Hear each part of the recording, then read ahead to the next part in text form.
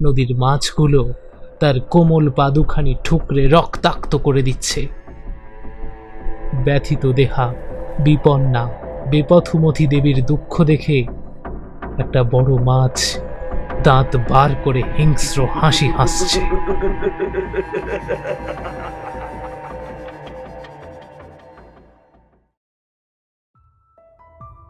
নমস্কার বন্ধুরা, স্বপ্নের দুনিয়ায় হারিয়ে যাওয়ার সফরে আপনাদের স্বাগত। আজ শ্রুতিকথার নিবেদন বিভূতিভূষণ বন্দ্যোপাধ্যায়ের মেঘমল্লার। প্রধান চরিত্রে প্রদ্যুম্ন, সুরদাস, সুনন্দা, আচার্য পূর্ণবর্ধন ও দেবী। শ্রুতিকথা কখনোই কোনো অলৌকিক বা তন্ত্র সাধনাকে মান্যতা দেয় না, তাই আমরা আশা করব আমাদের শ্রোতারাও কেবলমাত্র গল্প শোনার আনন্দেই গল্পগুলো গ্রহণ করবেন। তাহলে আর দেরি কিসের? কানে কানে হোক কথা, হোক একটা শ্রুতিকথা। 10 পারমিতার মন্দিরে সেদিন যখন সাপুড়ের খেলা দেখবার জন্য অনেক মেয়ে পুরুষ মন্দির প্রাঙ্গণে একত্র হয়েছিল, তারই মধ্যে প্রদ্যুম্ন প্রথমে লোকটিকে দেখে। সেদিন ছিল জ্যৈষ্ঠ মাসের সংক্রান্তি। চারিপাশের গ্রাম থেকে মেয়েরা এসেছিল 10 পারমিতার পূজা দিতে। সেই উপলক্ষে অনেক সাপুড়ে গায়ক বাজিকর মন্দিরে একত্র হয়েছিল। অনেক মালাকার নানা রকমের সুন্দর সুন্দর ফুলের গহনা গড়ে মেয়েদের কাছে বেচবার জন্য এনেছিল। একজন শ্রেষ্ঠী মগধ থেকে দামি রেশমি শাড়ি এনেছিল বেচবার জন্য। তারই দোকানে ছিল সেদিন মেয়েদের খুব ভিড়। প্রদ্যুম্ন শুনেছিল জ্যৈষ্ঠ সংক্রান্তির উৎসব উপলক্ষে পারমিতার মন্দিরে একজন বিখ্যাত গায়ক ও বীণবাজি আসবেন। সে মন্দিরে গিয়েছিল তাঁরই সন্ধানে। সমস্ত দিন ধরে খুঁজেও কিন্তু প্রদ্যুম্ন তাকে ভিড়ের মধ্যে থেকে বার করতে পারেনি।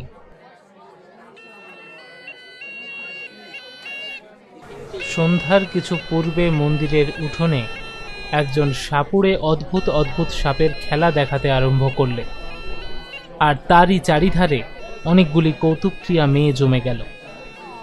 ক্রমে সেখানে খুবই ভিড় হয়ে উঠল। প্রদ্যুম্ন সেখানে দাঁড়িয়ে গেল বটে, কিন্তু তার মন সাপ খেলার দিকে আদৌ ছিল না। সে ভিড়ের মধ্যের প্রত্যেক পুরুষ মানুষকে মনোযোগের সঙ্গে লক্ষ্য করছিল, যদি চেহারায় ও হাবভাবে বিন বাজিয়ে ধরা পড়ে। অনেকক্ষণ ধরে দেখবার পর তার চোখে পড়ল একজন প্রৌঢ় ভিড়ের মধ্যে তার দিকেই চেয়ে দাঁড়িয়ে আছে। তার পরনে অতিমলিন ও জীর্ণ পরিচ্ছদ। কি জানি কেন প্রদ্যুম্নের মনে হলো এই সেই গায়ক। প্রদ্যুম্ন লোক ঠেলে তার কাছে যাবার উদ্যোগ করতে তিনি হাত উঁচু করে প্রদ্যুম্নকে ভিড়ের বাইরে যেতে ইঙ্গিত করলেন। বাইরে আসতে প্রৌঢ় তাকে জিজ্ঞাসা করলেন, আমি অবন্তীর গাইয়ে সুরদাস, তুমি আমাকে খুঁজছিলে না? প্রদ্যুম্ন একটু আশ্চর্য হলো। তার মনের কথা ইনি জানলেন কি করে? প্রদ্যুম্ন সসম্ভ্রমে জানালে, হ্যাঁ, সে তাকেই খুঁজছিল বটে। তুমি আমার অপরিচিত নও। তোমার পিতার সঙ্গে একসময় আমার যথেষ্ট বন্ধুত্ব ছিল। আমি কাশী গেলেই তোমার পিতার সঙ্গে দেখা না করে আসতাম না। তোমাকে ছেলেবেলায় দেখেছি। তোমার বয়স তখন খুব কম। আপনি এখানে এসে কোথায় আছেন? নদীর ধারে একটা ভাঙা মন্দির আছে, জানো? হ্যাঁ, জানি। ওখানে একজন সন্ন্যাসী পূর্বে থাকতেন না? তিনি এখনো ওখানেই আছেন। তুমি যে কোনো একদিন গিয়ে ওখানে আমার সঙ্গে দেখা করো। তুমি এখানে কোথায় থাকো? এখানকার বিহারে পড়ি। 3 বছর আছি। আপনি মন্দিরে কতদিন থাকবেন? সে তোমাকে বলবো। তুমি এরই মধ্যে একদিন যেও। প্রদ্যুম্ন প্রণাম করে বিদায় নিল। সন্ধ্যা তখনও হয়নি। মন্দিরটা যে ছোট পাহাড়ের উপর ছিল, তারই দুপাশের ঢালু রাস্তা বেয়ে মেয়েরা উৎসব থেকে বাড়ি ফিরছিল। প্রদ্যুম্নের চোখ যেন কার সন্ধানে একবার মেয়েদের ভিড়ের মধ্যে ইতস্তত ধাবিত হলো। পরেই সে আবার তাদের পিছনে ফেলে দ্রুত পদে নামতে লাগল। আচার্য শীলব্রত অত্যন্ত কড়া মেজাজের মানুষ। একেই তিনি প্রদ্যুম্নের মধ্যে অন্যান্য ছাত্রদের চেয়ে বেশি চঞ্চলতা ও কৌতুকপ্রিয়তা লক্ষ্য করে তাকে একটু বেশি শাসনের মধ্যে রাখতে চেষ্টা করেন। তার উপরে সে রাত করে বিহারে ফিরলে কি আর রক্ষা থাকবে? বাঁক ফিরতেই বাঁ পাশের পাহাড়ের আড়ালটা সরে গেল। সেখানে সেদিকটা ছিল খোলা। প্রদ্যুম্ন দেখলে দূরে নদীর ধারে মন্দিরটা চূড়া দেখা যাচ্ছে। চূড়ার মাথার উপরকার ছায়াচ্ছন্ন আকাশ পেয়ে ঝাপসা ঝাপসা পাখির দল ডানা মেলে বাসায় ফিরছিল। আরো দূরে একখানা সাদা মেঘের প্রান্ত পশ্চিম দিকের পড়ন্ত রোদে সিঁদুরের মতো রাঙা হয়ে আসছিল। চারিধারে তার শীতোজ্জ্বল মেঘের কাঁচলি হালকা করে টানা। হঠাৎ পিছন থেকে প্রদ্যুম্নের কাপড় ধরে কে ঈষৎ টানলে। প্রদ্যুম্ন পিছন ফিরে চাইতেই যে কাপড় ধরে টেনেছিল তার চোখে কৌতুকের বিদ্যুৎ খেলে গেল। সে কিশোরী, তার দোলন চাপা রঙের ছিপছিপে দেহটি বেড়ে নীল শাড়ি ঘুরিয়ে ঘুরিয়ে পরা, নতুন কেনা এক ছড়া ফুলের মালা তার খোঁপাটিতে জড়ানো। প্রদ্যুম্ন বিস্ময়ের সুরে বলে উঠল, কখন তুমি এসেছিলে সুনন্দা? আমি তোমাকে এত খুঁজলাম, কই দেখতে পেলাম না তো। প্রথমটা কিশোরীর মুখ লজ্জায় লাল হয়ে উঠল। তারপর সে একটু অভিমানের সুরে বললে, আমাকেই খুঁজতে যেন এখানে এসেছিলে আর কি। যত রাজ্যে সাপুড়ে আর বাজিকরদের মুখের দিকে চেয়ে চেয়ে ঘুরছিলে সে আর আমি দেখিনি। সত্যি বলছি সুনন্দা, তোমাকে খুঁজেছি, নামবার সময় খুঁজেছি, এর আগেও খুঁজেছি। তুমি কাদের সঙ্গে এলে? এমন সময় দেখা গেল একদল মেয়ে পাহাড়ের উপর থেকে সেই পথে নেমে আসছে। সুনন্দার সেদিকে চোখ পড়তেই সে তখনই হঠাৎ প্রদ্যুম্নকে পিছনে ফেলে দ্রুত পদে নামতে লাগল। পিছনেই একদল অপরিচিতা মেয়ে। এ অবস্থায় আর সুনন্দার অনুসরণ করা সঙ্গত হবে না ভেবে সে প্রথমটা খানিকক্ষণ চুপ করে দাঁড়িয়ে রইল। তারপর হতাশা মেশানো ক্রোধে ঘাড় উঁচু করে সে সদর্পে লাফিয়ে লাফিয়ে পথ চলতে লাগল। সন্ধ্যার ঈষৎ অন্ধকার কখন মিলিয়ে গিয়েছে। অন্ধকারটাই তরল থেকে তরলতর হতে হতে হঠাৎ কখন জ্যোৎস্নায় পরিণত হয়েছে অন্যমনস্ক প্রদ্যুম্ন তা মোটেই লক্ষ্য করেন। যখন তার চমক ভাঙল তখন পূর্ণিমার শুভ্রোজ্জ্বল জ্যোৎস্না পথঘাট ধুইয়ে দিচ্ছিল। দূর মাঠের গাছপালা জ্যোৎস্নায় ঝাপসা দেখাচ্ছিল। পড়াশুনো তার হয় কি করে? আচার্য পূর্ণবর্ধন ত্রিপিটকের পাঠ অনায়ত্ত দেখে তাকে ভর্ৎসনা করলেই বা কি করা যাবে? এরকম রাত্রে যে যুগে যুগের বিরোহীদের মনোবেদনা তার প্রাণের মধ্যে জমে ওঠে, তার অবাধ্য মন যে এই সব পরিপূর্ণ জ্যোৎস্না রাত্রে মহাকট্ঠী বিহারের পাষাণ অলিন্দে মানস সুন্দরীদের পিছনে পিছনে ঘুরে বেড়ায়, এর জন্য সেই কি দায়ী? 10 পারমিতার মন্দিরে সন্ধ্যারতির ঘণ্টার ধ্বনি তখনও মিলিয়ে যায়নি। দূরে নদীর বাঁকের ভাঙা মন্দিরে ক্ষীণ আলো জ্বলে উঠল। উৎসব প্রত্যাগত নরনারীর দল জ্যোৎস্না ভরা মাঠের মধ্যে ক্রমে বহু দূরে অদৃশ্য হয়ে গেল। প্রদ্যুম্নের গতি আরো দ্রুত হল। পথের পাশে একটা গাছ, গাছের নিকট যেতে প্রদ্যুম্নের মনে হলো গাছের আড়ালে কেউ যেন দাঁড়িয়ে আছে। আরেকটু এগিয়ে গাছের পাশে যেতেই তার অত্যন্ত পরিচিত কণ্ঠের হালকা মিষ্টি হাসির ঢেউয়ে সে থমকে দাঁড়িয়ে গেল। দেখলে গাছতলায় সুনন্দা দাঁড়িয়ে আছে। গাছের পাতার ফাঁক দিয়ে চিকচিকে জ্যোৎস্নার আলো পড়ে তার সর্বাঙ্গে আলো আধারের জাল বুনেছে। প্রদ্যুম্ন চাইতেই সুনন্দা ঘাড় দুলিয়ে বলে উঠল, আরেকটু হলে বেশ হতো, গাছের তলা দিয়ে চলে যেতে, অথচ আমায় দেখতে পেতে না। সুনন্দাকে দেখে প্রদ্যুম্ন মনে মনে ভারী খুশি হলো। মুখে বললে, না, তার দেখবো কেন, ভারী ব্যাপারটা হয়েছে গাছতলায় লুকিয়ে, আর না দেখতে পেলেই বা কি? আমি তোমার ওপর ভারী রাগ করেছি সুনন্দা, সত্যি বলছি। দোষ করবেন নিজে, আবার রাগও করবেন নিজে। সেদিন কি কথা বলেছিলেন মনে আছে? তা না, যত রাজ্যে সাপুড়ে আর বাজিকর, মাগো ওদের কাছে যাও কি করে? এমন ময়লা কাপড় পরে আমি তো ওদের ত্রিসীমানায় যাইনি। তুমি বড় মানুষের মেয়ে, তোমার কথাই আলাদা। কিন্তু কথাটা কি ছিল বলছিলে? যাও, আর মিথ্যে ভানে দরকার নেই। কি কথা মনে করে দেখো, সেদিন বললে না? প্রদ্যুম্ন একটুখানি ভেবে বলে উঠল, বুঝতে পেরেছি, সেই বাঁশি। সুনন্দা অভিমানের সুরে বললে, ভেবে দেখো বলেছিলে কিনা।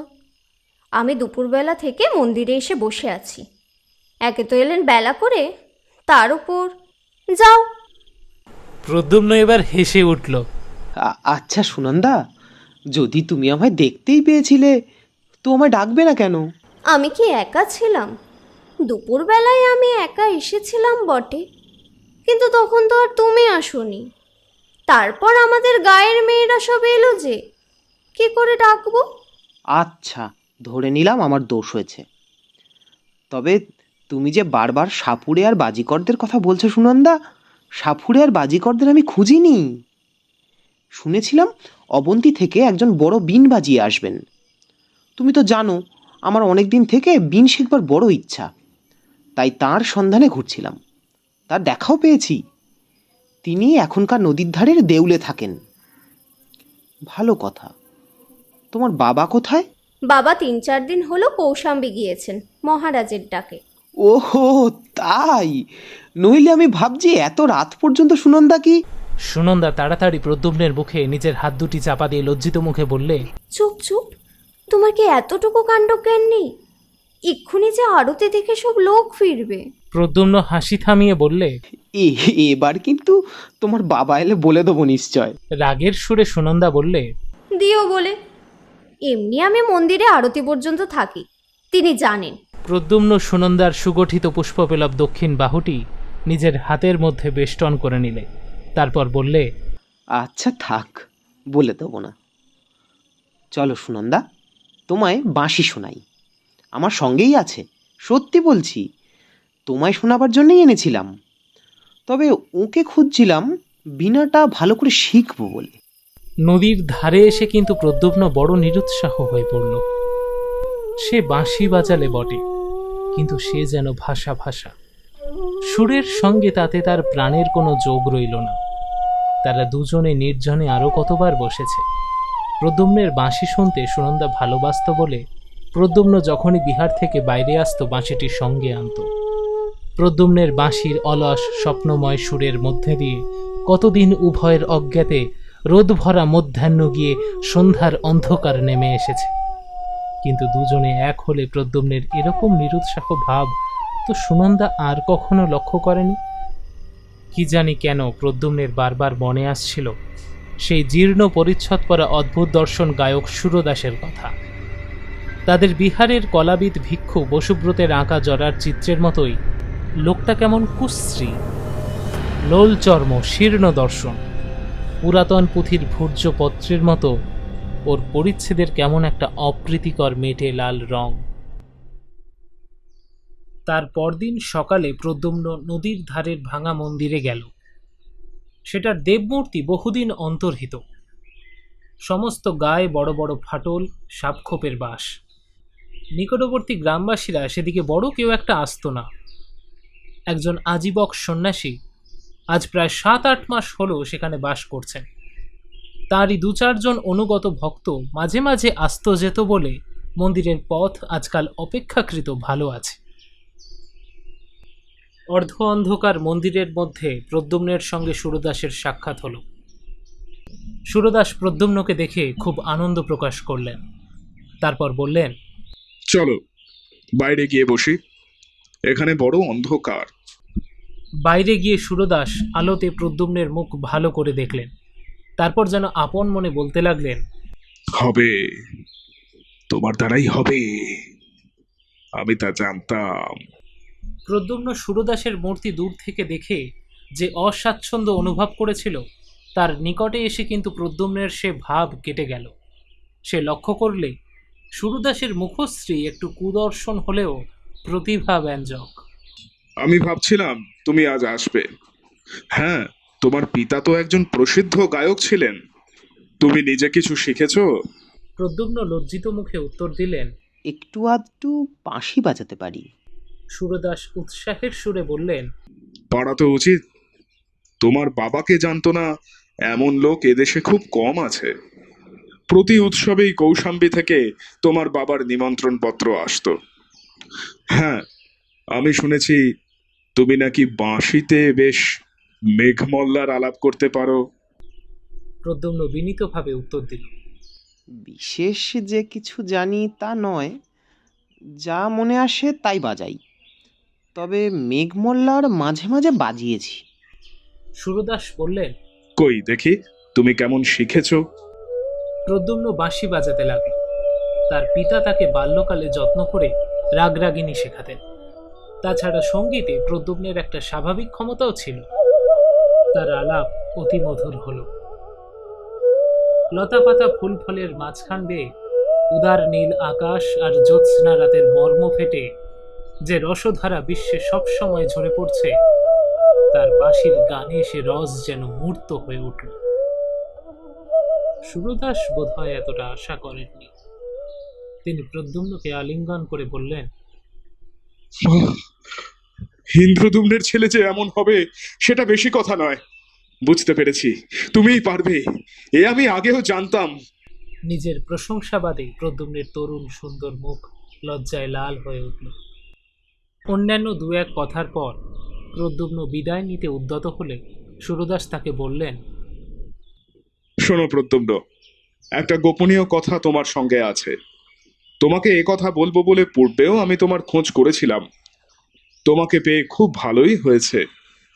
কথাটা তোমাকে বলি, কিন্তু তার আগে তোমাকে প্রতিজ্ঞা করতে হবে যে এ কথা তুমি কারুর কাছে প্রকাশ করবে না। প্রদ্যুম্ন অত্যন্ত বিস্মিত হল। এই প্রৌঢ়ের সঙ্গে তার মোটে একদিনের আলাপ, এমন কি গোপনীয় কথা ইনি তাকে বলবেন? সে বললে, কি কথা না শুনে কি করে?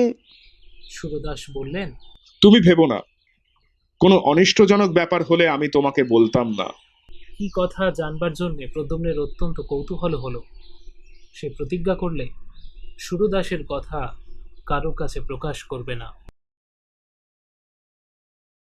নদীর ওই বড় বাঁকে যে ঢিবিটা আছে জানো, তার সামনেই বড় মাঠ। ওই ঢিবিটায় বহু প্রাচীনকালে সরস্বতী দেবীর মন্দির ছিল। শুনেছি এদেশের যত বড় বড় গায়ক ছিলেন, শিক্ষা শেষ করে সকলেই আগে ওই মন্দিরে এসে দেবীর পূজা দিয়ে তুষ্ট না করে ব্যবসা আরম্ভ করতেন না। সে অনেক দিনের কথা। তারপর মন্দির ভেঙে চুরে ওই দাঁড়িয়েছে। ওই ঢিবিতে বসে আষাঢ়ী পূর্ণিমার রাতে মেঘমল্লার নিখুঁতভাবে আলাপ করলে সরস্বতী দেবী স্বয়ং গায়কের কাছে আবির্ভূতা হন। এই সংবাদ এদেশে কেউ জানে না।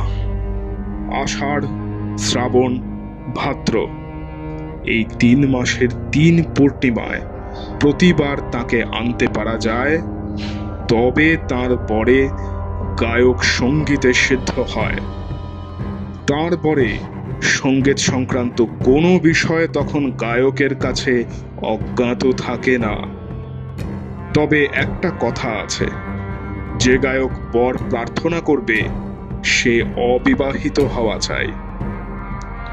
তা আমি বলছিলাম, সামনের পূর্ণিমায় তুমি আর আমি এই বিষয়টা চেষ্টা করে দেখব। তুমি কি বলো? সুরদাসের কথা শুনে প্রদ্যুম্ন অবাক হয়ে গেল। তা কি করে হয়? আচার্য বসুব্রত কলাবিদ্যা সম্বন্ধে উপদেশ দিতে দিতে অনেকবার যে বলেছেন, কলা অধিষ্ঠাত্রী দেবী সরস্বতীর যে মূর্তি হিন্দুরা কল্পনা করেন সেটা নিছক কল্পনায়, তার সঙ্গে বাস্তবের কোনো সম্পর্ক নেই। সত্য সত্য তাকে দেখতে পাওয়া এ কি সম্ভব? প্রদ্যুম্ন চুপ করে রইল। সুরদাস একটু ব্যগ্রভাবে জিজ্ঞাসা করলে, এতে কি তোমার অমত আছে? প্রদ্যুম্ন বললে, সেজন্যে না, কিন্তু আমি ভাবছিলাম এটা কি করে সম্ভব যে। সুরদাস বললেন, সে বিষয়ে তুমি নিশ্চিত থেকো। এর সত্যতা তুমি নিজের চোখে দেখো। তোমার অমত না থাকলে আমি সামনের পূর্ণিমায় সব ব্যবস্থা করে রাখি। সুরদাসের কথার পর থেকেই প্রদ্যুম্ন অত্যন্ত বিস্ময় কৌতূহলে কেমন একরকম হয়ে গিয়েছিল। সে ঘাড় নেড়ে বললে, আচ্ছা, রাখবেন, আমি আসব। সুরদাস বললেন, বেশ, বড় আনন্দিত হলাম। তুমি মাঝে মাঝে একবার করে এখানে এসো। তোমাকেও তৈরি হতে হলে 2-1টা কাজ করতে হবে, সে বলে দেব। প্রদ্যুম্ন আরেকবার সম্মতিসূচক ঘাড় নাড়বার পর সুরদাসের কাছে বিদায় চাইলে। তার মনে হচ্ছিল দেবী সরস্বতী স্বয়ং, শ্বেত পদ্মের মতো নাকি রংটি তার, না জানি কত সুন্দর তার মুখশ্রী। আচার্য বসুব্রত বলেন বটে।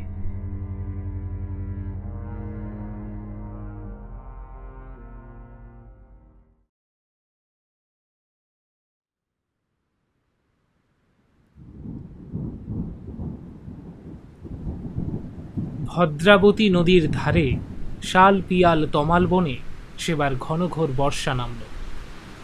সারা আকাশ জুড়ে কোন বিরোহিণী পুরসুন্দরীর অযত্ন বিন্যস্ত মেঘবরণ চুলের রাশ এলিয়ে দিল। প্রাবৃত রজনীর ঘনান্ধকার তার প্রিয়হীন প্রাণের নিবিড় নির্জনতা। দূর বনের ঝোড়ো হাওয়ায় তার আকুল দীর্ঘশ্বাস। তারই প্রতীক্ষাশ্রান্ত আঁখি দুটির অশ্রুভারে ঝড়ো ঝড়ো অবিশ্রান্ত বাড়িবর্ষণ। মেঘমেদুর আকাশের বুকে বিদ্যুৎ চমক তার হতাশ প্রাণে ক্ষণিক আশার মেঘদূত।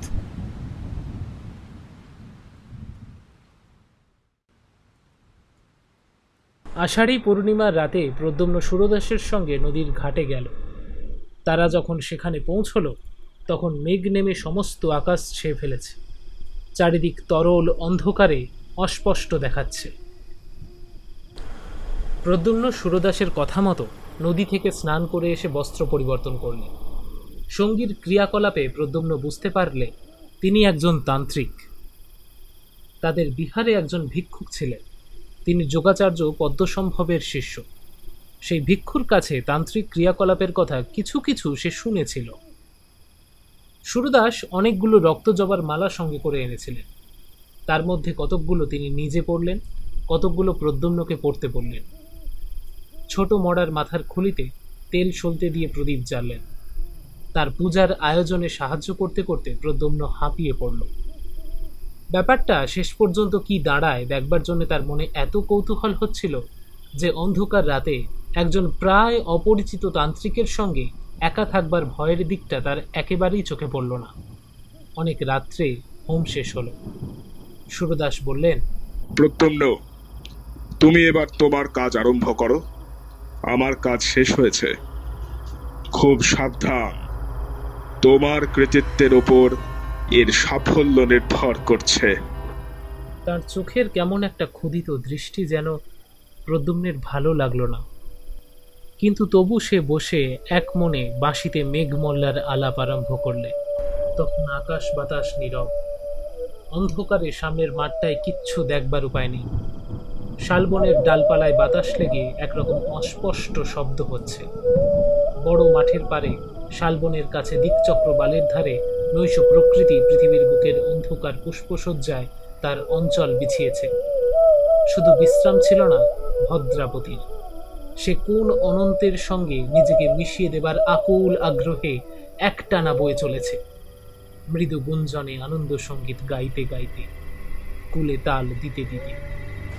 হঠাৎ সামনের মাঠটা থেকে সমস্ত অন্ধকার কেটে গিয়ে সারা মাঠটা তরল আলোকে প্লাবিত হয়ে গেল।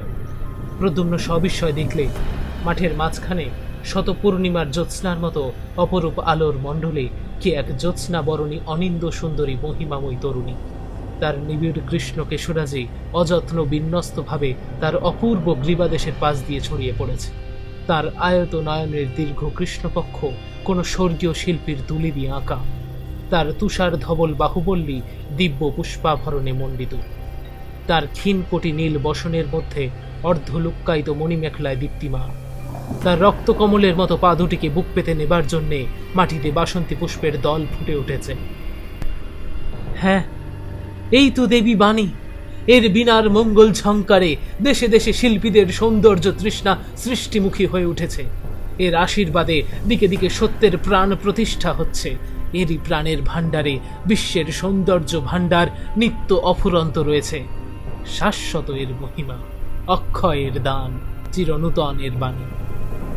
প্রদ্যুম্ন চেয়ে থাকতে থাকতে দেবীর মূর্তি অল্পে অল্পে মিলিয়ে গেল। জ্যোৎস্না আবার ম্লান হয়ে পড়ল। বাতাস আবার নিস্তেজ হয়ে বইতে লাগল।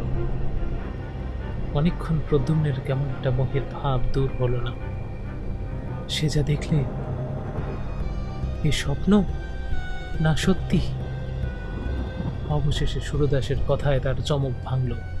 সুরদাস বললেন, আমার এখনো কাজ আছে। তুমি ইচ্ছা করলে যেতে পারো। কেমন, আমার কথা মিথ্যা নয়, দেখলে তো? সুরদাসের কথা কেমন অসংলগ্ন বোধ হতে লাগল। তার মুখের দিকে যে প্রদ্যুম্ন দেখলে তার চোখ দুটো যেন অর্ধ অন্ধকারের মধ্যে জল জল করছে। তার কাছ থেকে বিদায় নিয়ে সে যখন বিহারের দিকে রওনা হলো, পূর্ণিমার চাঁদকে তখন মেঘে প্রায় ঢেকে ফেলেছে। একটু একটু জ্যোৎস্না যা আছে তা কেমন হলদে রঙের। গ্রহণের সময় জ্যোৎস্নার এরকম রং সে কয়েকবার দেখেছে। মাঠ খুব বড়, পার হতে অনেকটা সময় লাগলো। তারপর মাঠ ছাড়িয়ে বড় বনটা আরম্ভ হলো। খুব ঘন বন, শাল দেবদারু গাছের ডালপালা নিবিড় হয়ে জড়াজড়ি করে আছে, মধ্যে অন্ধকারও খুব। পাছে রাতভর হয়ে যায় এই ভয় সে খুব দ্রুত পদে যাচ্ছিল। যেতে যেতে তার চোখে পড়ল বনের মধ্যে এক স্থান দিয়ে যেন খানিকটা আলো বেরোচ্ছে। প্রথমে সে ভাবলে গাছের পাতার ফাঁক দিয়ে জ্যোৎস্না এসে পড়ে থাকবে, কিন্তু ভালো করে লক্ষ্য করে দেখে সে বুঝলে যে সে আলো জ্যোৎস্নার আলোর মতো নয়। কৌতূহল অত্যন্ত হওয়াতে পথ ছেড়ে সে বনের মধ্যে ঢুকে পড়ল। যে পিপ্পল গাছের সারির ফাঁক দিয়ে আলো আসছিল তার কাছে গিয়ে গাছের গুড়ির ফাঁক দিয়ে উঁকি মেরে প্রদ্যুম্ন অবাক হয়ে দাঁড়িয়ে রইল। একেই তো সেই মাত্র মাঠের মধ্যে দেখেছে, সেই অপরূপ সুন্দরী নারী তো। অদ্ভুত, যাকে সেই মাত্র মাঠের মধ্যে দেখেছে সেই অপরূপ দ্যুতিশালিনী নারী বনের মধ্যে চারিধারে ঘুরে বেড়াচ্ছেন। জোনাকি পোকার হুল থেকে যেমন আলো বার হয়, তার সমস্ত অঙ্গ দিয়ে তেমনি একরকম স্নিগ্ধোজ্জ্বল আলো বেরোচ্ছে। অনেক দূর পর্যন্ত বন সে আলোয় উজ্জ্বল হয়ে উঠেছে।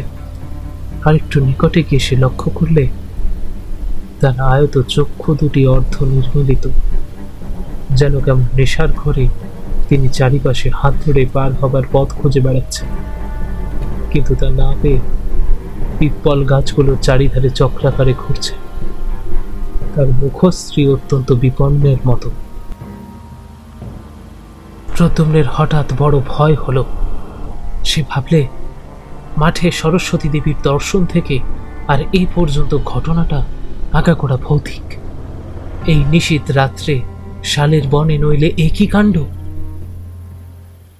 সে আর সেখানে মোটেই দাঁড়ালো না। বন থেকে বার হয়ে দ্রুত হাঁটতে হাঁটতে যখন সে বিহারের উদ্যানে এসে পৌঁছল, ম্লান চাঁদ তখন কুমার শ্রেণীর পাহাড়ের পিছনে অস্ত যাচ্ছে।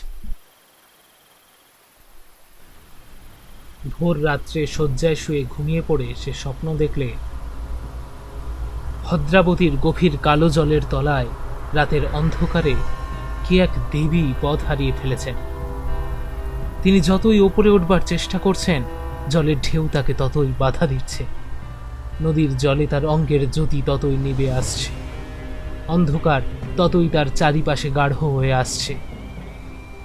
নদীর মাছগুলো তার কোমল পাদুখানি ঠুকরে রক্তাক্ত করে দিচ্ছে। ব্যথিত দেহা বিপন্না বেপথুমতি দেবীর দুঃখ দেখে একটা বড় মাছ দাঁত বার করে হিংস্র হাসি হাসছে। মাছটার মুখ গায়ক সুরদাসের মতো।